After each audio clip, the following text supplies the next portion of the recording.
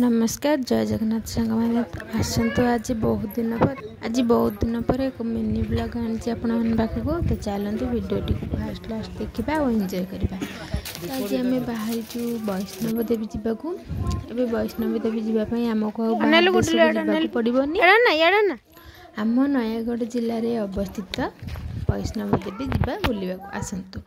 तो वैष्णव देवी आम गाड़ी थी आसला बेले बाटर बहुत सारा दुकान था भोगराग किनदेलु बहुत बाट चली चली आसला फाइनाली आम आसी पहुँची गलु ठाकुर पाखे। ये हूँ मंदिर तो ये नुआ मंदिर